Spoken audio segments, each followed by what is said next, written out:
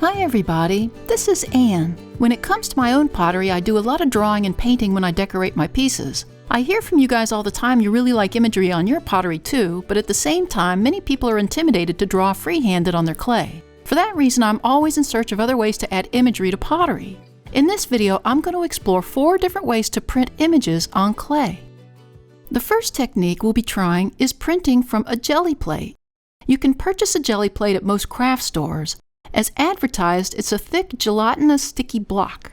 Now I'm going to also be using a rubber brayer and something to texture with. Now this is a thick clay coil I hand carved and fired. If you want to learn how I made this one, check out the link above.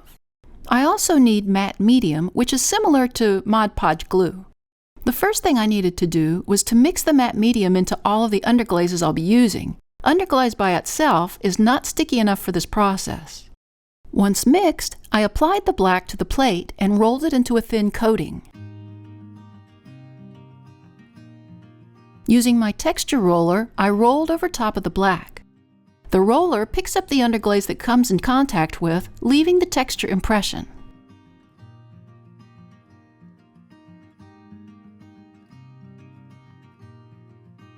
I let that dry only for a couple of minutes.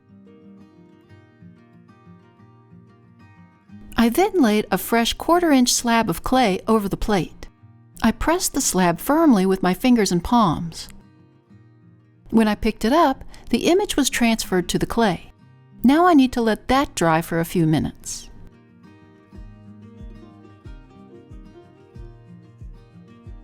Meanwhile, I added 2 more colors to the jelly plate, purple in the middle and light green on either side. I rolled that onto the plate.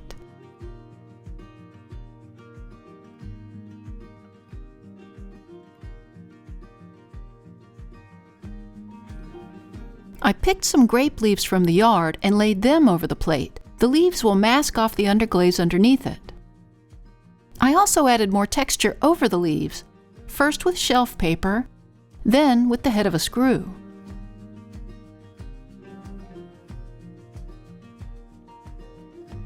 I placed the slab back over the plate and again firmly pressed it down.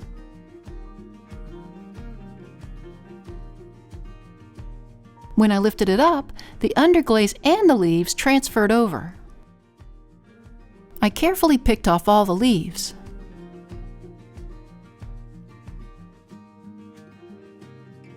Now here's the result. I like that you could see the texture roller, but a little disappointed that I couldn't see the leaves as well. To define the leaves a little better, I took some of the black underglaze and outlined them, then I slumped it into a dish and cut the top to fit the dish. Now here's one I made earlier. You can see that every print is going to look different. I used a darker green on this print and pulled the green and purple separately. Now here it is all glazed and fired. I glazed it with Amico C11 clear glaze. I fired it to cone 5 with a 6-minute hold. I really like that layered appearance that printing gives you. Now let's try linoleum block printing. You can get the linoleum sheets in any craft store and they're very affordable. Right beside the linoleum, you'll find the carving tools which come with several blade options. You'll also need an image. I drew one, but you can print out one or use a coloring book image, etc. To transfer this to my linoleum, I turned over the image and blackened the back with a pencil. I placed it on top of the block and traced over the lines with an ink pen.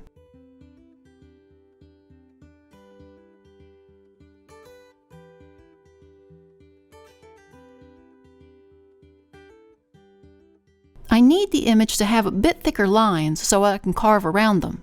I added some width to the lines of the drawing. A permanent marker would also have worked great for this. Using the V-tip blade, I carefully carved the areas around my lines.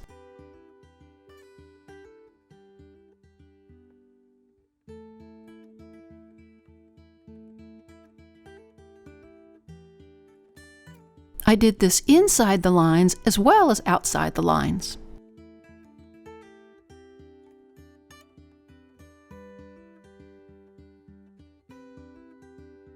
I cut a piece of thick foamular and glued the linoleum down with Mod Podge glue. You can purchase inexpensive Foamular sheets at the hardware store. To ink up the block, I poured a little black underglaze on the table. I spread it out so that it was a thin covering on my brayer. I rolled the fresh underglaze over the block several times to make sure I hit all the areas.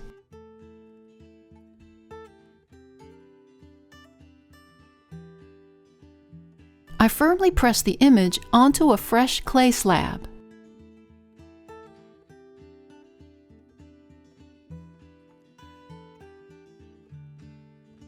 There it is. I like the look that only printing can give. Now I can make as many images on a piece as I need.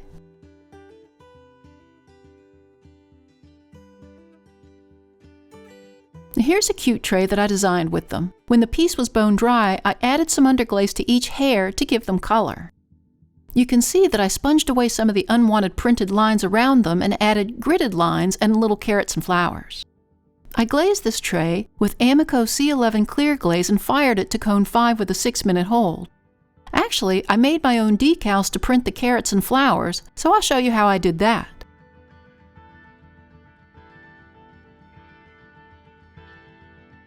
For my images, I like to draw, but you can find images to print out and trace if you prefer. On a piece of thin box packing paper, I painted black underglaze over my image lines and let that dry completely.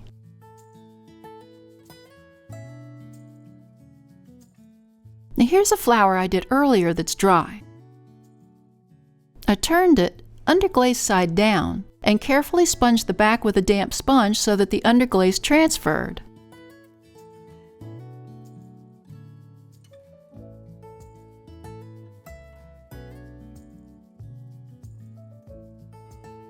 Finally, I'll demonstrate screen printing. I started with a piece of fine mesh material. Some people use organza. I stretched a piece over an embroidery hoop as I'll need to keep it off the table as I paint it. I placed it over my image and traced it with a pencil, then turned over the hoop.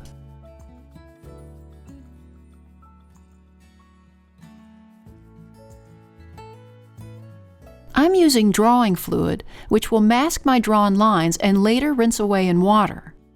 It goes on quickly with a thin detailer brush.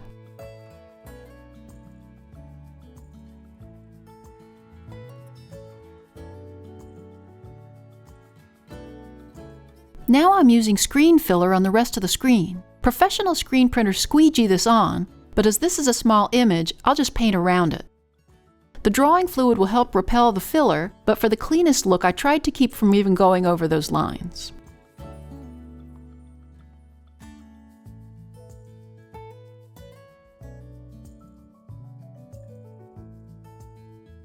When everything was dry, I cut it out and rinsed away the drawing fluid.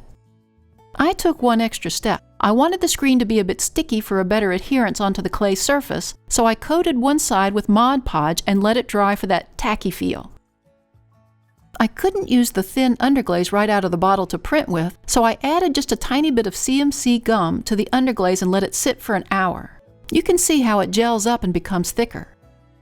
To print, I lightly wet the tacky side of the material and placed it down on the bone-dry clay.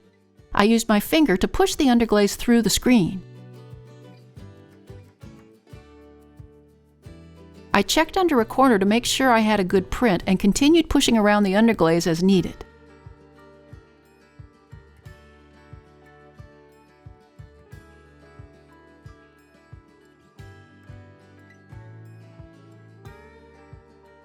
Now here's a hand-built bowl that I created and decorated using those cute hairs. I painted the underglaze first, then printed the hairs over top of that.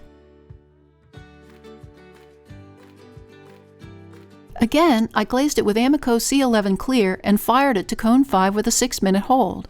I can see a set of those bowls may be printed with other cute little critters. Screen printing is a great technique to use, especially if you're working on sets or production types of projects, and once you get the screens made, the process goes very quickly and you have the designs to use anytime. Thanks to the newest members of our Little Street Pottery Research Facility team. If you'd like to join the team and earn a title, click on the Super Thanks button or the link to buy me a coffee. It also really helps us out if you hit that like button and subscribe to our channel. See you next time in the studio.